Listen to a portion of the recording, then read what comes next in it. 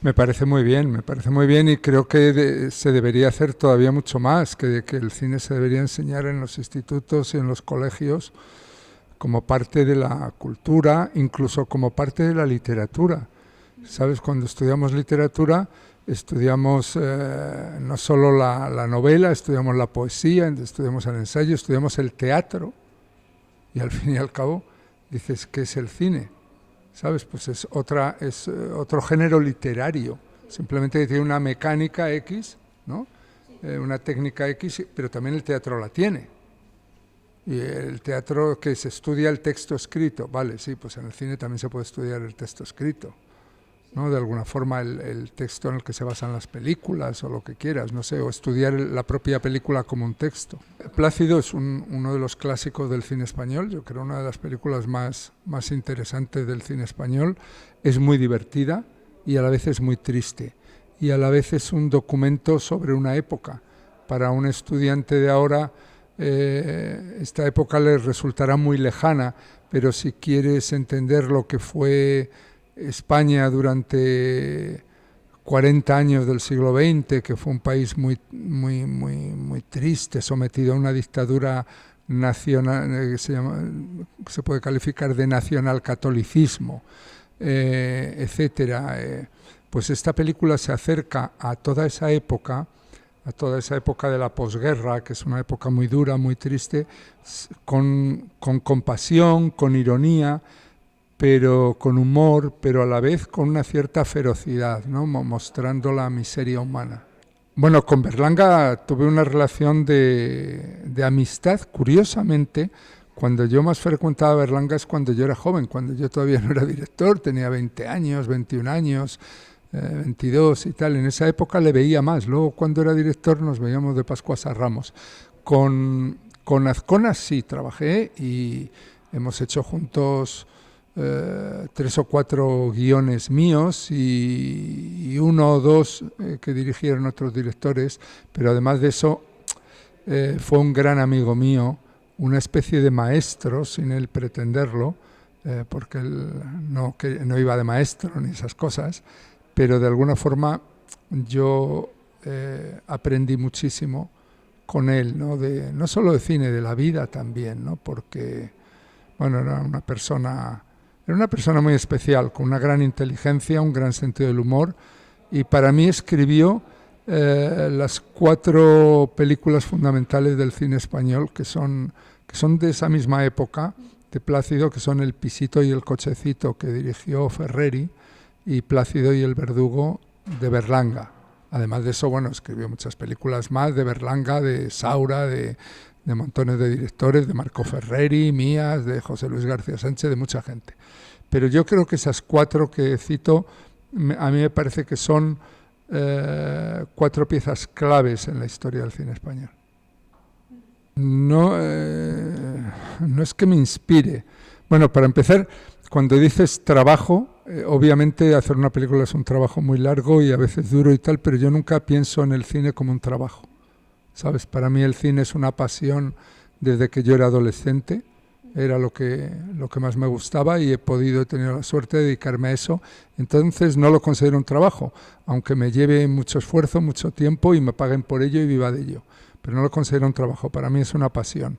Y digamos que más que buscar inspiración, yo no busco inspiración, siempre tengo un montón de películas en la cabeza y de ideas, que mi problema siempre es elegir, ¿no? Y en realidad no elijo la historia que voy a hacer, sino yo siempre digo que en esa caja, ¿no? que es tu cabeza, donde tienes todas esas ideas, proyectos, sueños, fantasías de películas, que ellas se pelean entre ellas y que hay una como que gana, que acaba haciéndose contigo, ¿no? y que te agarra del cuello y te dice hazme ya, ¿no? Y entonces esa es la película que haces. O sea que casi ni siquiera decido yo la película que hago, sino que es la propia película la que decide y me pone a trabajar.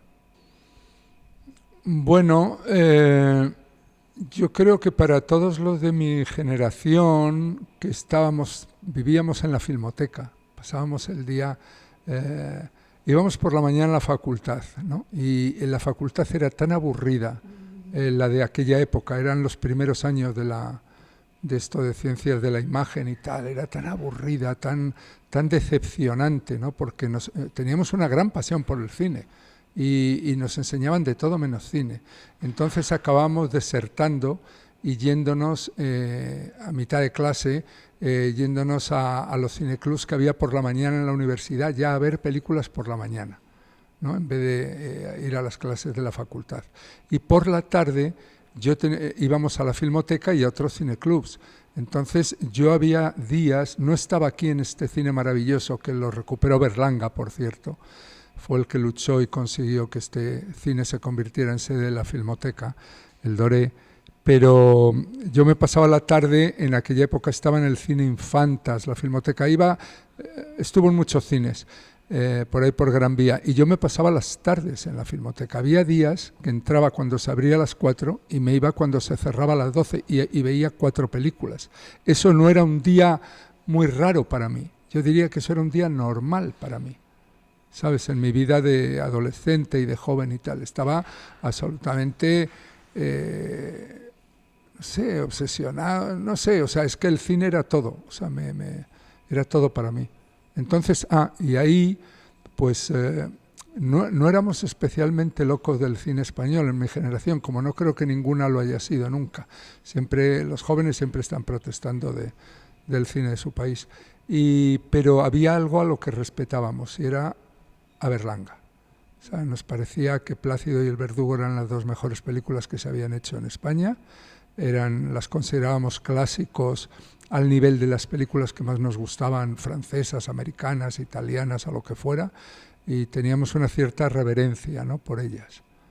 Muchas películas fueron muy importantes para mí en esa época. Por ejemplo, fue muy importante El niño salvaje de Truffaut, fue muy importante Pickpocket de Bresson, fue muy importante el cine de Renoir, Partie de campaña, En la regla del juego, Tony. Renoir fue importantísimo. Buster Keaton fue alguien para mí, y te digo, lo siguen siendo. O sea, yo de vez en cuando, tengo un mal día y me pongo una de Renoir, o una de Buster Keaton, o una de Preston Sturges, o una de Billy Wilder, o una de Lubitsch.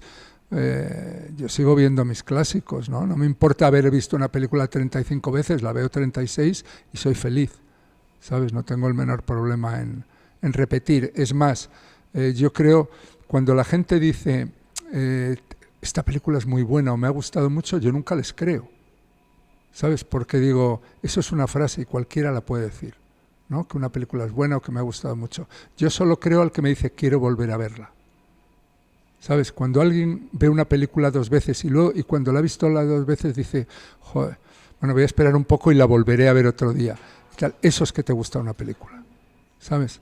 No que sales del cine de ver la última cosita de moda que hay que ver porque luego tienes que hablar en los bares con los amigos y hay que haberla visto. No, eso no. O sea, el cine es pasión, el cine es algo que amas y ya está. Es que yo creo que el cine es una herramienta increíble de educación. O sea, si por ejemplo hay un filósofo americano ya muerto, pero que no hace mucho, Stanley Cavell, ¿no? Stanley Cavell es un tipo que, siendo un filósofo, era un gran amante del cine y usaba las películas como herramientas para hablar de muchas cosas, para hablar de la vida, para hablar de moral, para hablar de filosofía, etcétera. Pues es que yo creo que el cine es una herramienta increíble, porque como lo es la literatura de alguna forma, en nuestra vida no tenemos la oportunidad de vivir tantísimas cosas. La vida de la mayor parte de la gente es aburridísima. Entonces, cuando vas al cine, vives en 2 horas una cantidad de experiencias humanas, históricas, literarias, etcétera, increíbles, que la vida no te da para tanta intensidad y tantas aventuras, ¿no?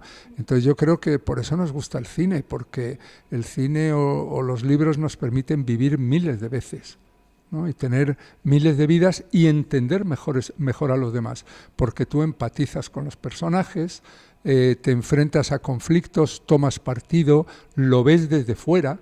En nuestra vida no vemos las cosas desde fuera. Estamos demasiado pringados en la lucha de cada día por conseguir pagar el alquiler o por conseguir sacar tus exámenes a fin de año, y no tienes distancia pero en cambio en el cine o en la literatura ves las cosas sentado, ¿no? en tu butaca, en la del cine o en el sillón de tu casa.